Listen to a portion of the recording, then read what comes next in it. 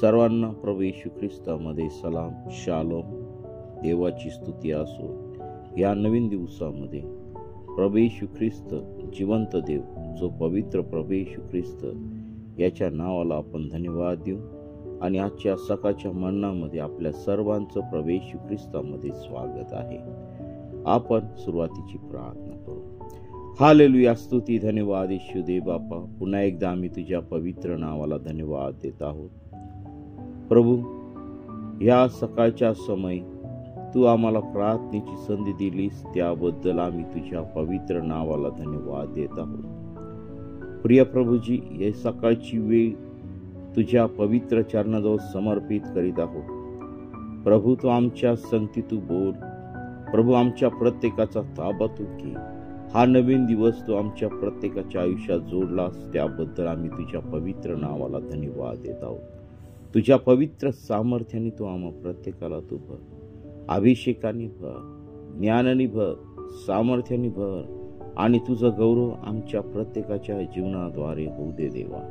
हे देवा, ही सकाळची वेळ आम्ही तुझ्या पवित्र चरणाजवळ समर्पित करीत आहोत. तुझ्या वचनातून बोलत असताना तू मला सहाय्य कर, मार्गदर्शन कर, आणि तू माझा आणि ऐकणाऱ्यांचा ताबा तू घे, आणि तुझं गौरव आमच्या प्रत्येकाच्या जीवनाद्वारे होते. प्रभू, तू आमची प्रार्थना ऐकलीस, त्याबद्दल मी तुझ्या नावाला धन्यवाद देतो. ही प्रार्थना येशूच्या नावाने मागतो म्हणून दे, आमेन. प्रियांनो, आपण भक्तीला सुरुवात करण्याच्या आधी आपण हे गीत गाऊ आणि देवाच्या नावाला धन्यवाद देऊ.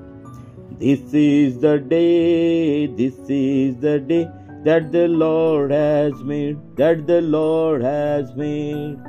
We will rejoice, we will rejoice and be glad in it, and be glad in it. This is the day that the Lord has made. We will rejoice and be glad in it. This is the day, this is the day that the Lord has made. हा दिवस यहोवाने नेमिला आहे, तो हाच आहे, तो हाच आहे. हा दिवस यहोवाने नेमिला आहे, आपण उल्हास व आनंद करूया, आपण उल्हास व आनंद करूया. देवबाप, या छोट्याशा गीताद्वारे तुम्हाला आणि मला आशीर्वादित करू. प्रियांनो, आजच्या मन्नासाठी आपण उत्पत्ती याचा 14वा अध्याय आपण काढणार आहोत. या अध्यायामध्ये अब्राम लोटाची सुटका करतो. ज्यावेळेस अब्राम आणि लोट विभक्त होतात, लोट हा चांगला प्रदेश निवडतो आणि अब्राम हा देव जो सांगेल त्या ठिकाणी तो त्या ठिकाणी निघून जात आहे. परंतु प्रियांनो, या त्यांची ते विभक्त झाले आणि बघा, त्या ठिकाणी लोट हा वेगळा झाला. आणि मग विभक्त झाल्यानंतर आम्हाला ह्या ठिकाणी दिसतं की शिनाराचा राजा अमराफेल, साराचा राजा आर्योक, एलामाचा राजा कदारला गोमर व आणि गोमायचा राजा तिदाल यांच्या वेळी असे झाले की त्यांनी सदोमाचा राजा बेरा, गमोराचा राजा बिरशा, अदमाचा राजा शिना, सबोईमाचा राजा शबनेर आणि बेला म्हणजे सोर यांचा राजा यांच्याशी युद्ध केले. हे सर्व एकजूट करून सिद्दीम खोऱ्यात गेले. हे खोरे म्हणजेच क्षार समुद्र. ते कदारला गोमर यांचे 12 वर्ष अंकित होते, पण 13व्या वर्षी ते त्याचवर उठले. 14व्या वर्षी कदारला गोमर व त्यांच्या पक्षाचे राजे यांनी येऊन अष्टरोत, कर्णयीम येथे रेफाई लोकास, हाम येथे जुजी लोकास, किराय थाईमाच्या मैदानात येमी लोकास आणि होरी लोकांस त्यांच्या सेर डोंगरात मार देऊन एल पारांच्या जवळ रान होते तेथपर्यंत पिटाळून लावले. मग मागे परतून येन मिशपात म्हणजे कादेश येथे ते आले व त्यांनी अमालेकी लोकांचा सगळा देश जिंकला व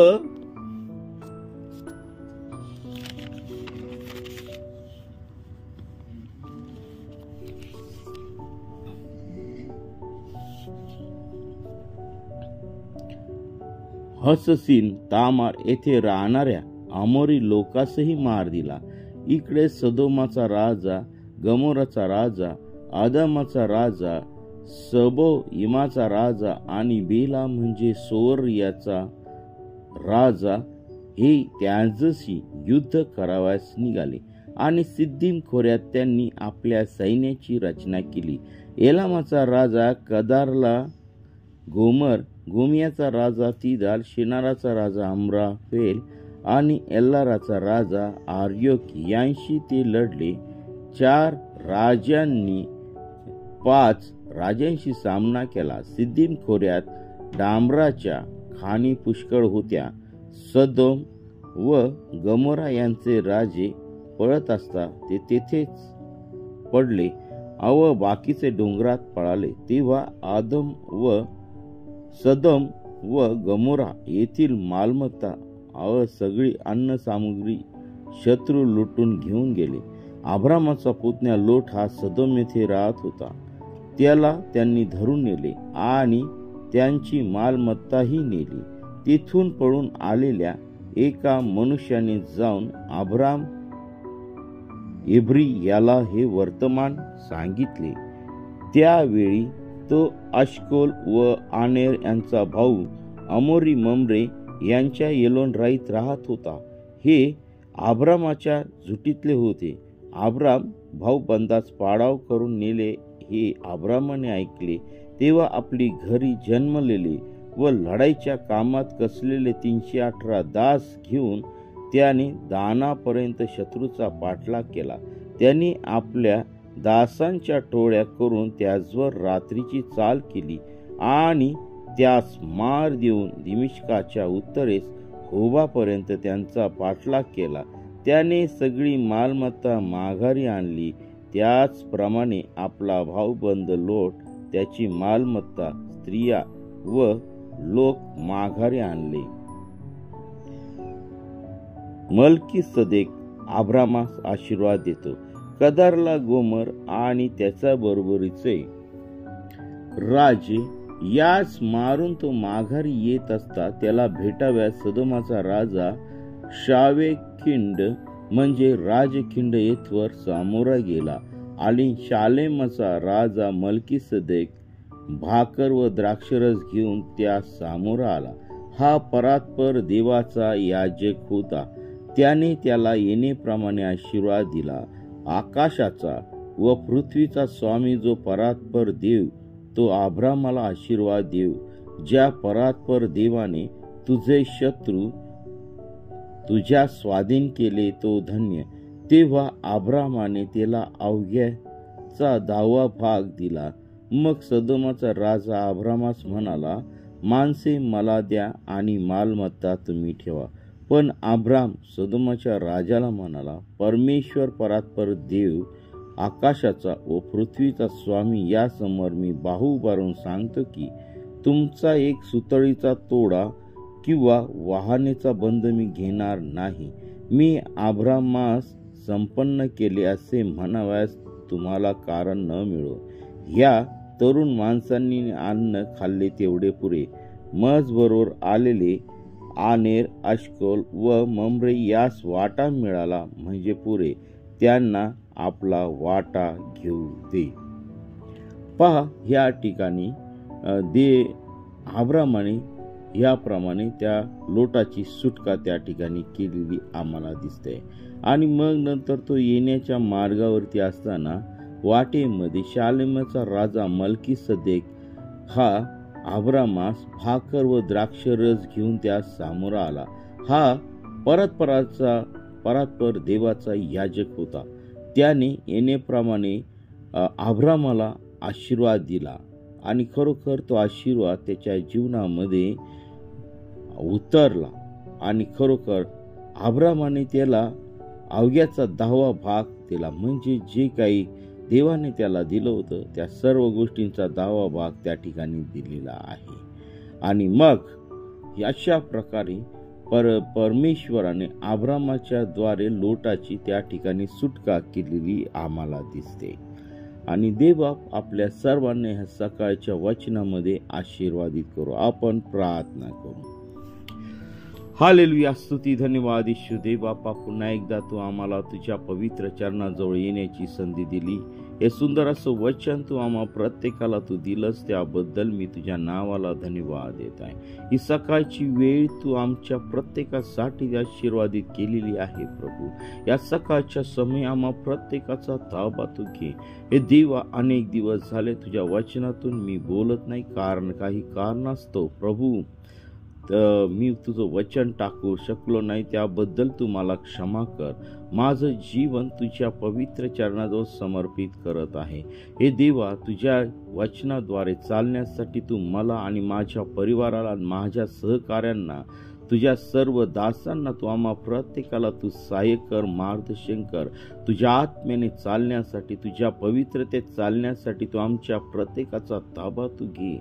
आमच्या जीवनातील सर्व आजार, सर्व व्याधी, सर्व समस्या, सर्व प्रकारची निराशा, सर्व प्रकारचे आजार, सर्व प्रकारचे वाईट पाप तुझ्या पवित्र सामर्थ्याने तू काढून टाकलेले आहेत, त्याबद्दल मी तुझ्या नावाला धन्यवाद देत आहे. प्रभू, तू आमच्या प्रत्येकावरती तू दया कर आणि तुझं गौरव आमच्या प्रत्येकाच्या जीवनाद्वारे होऊ दे देवा.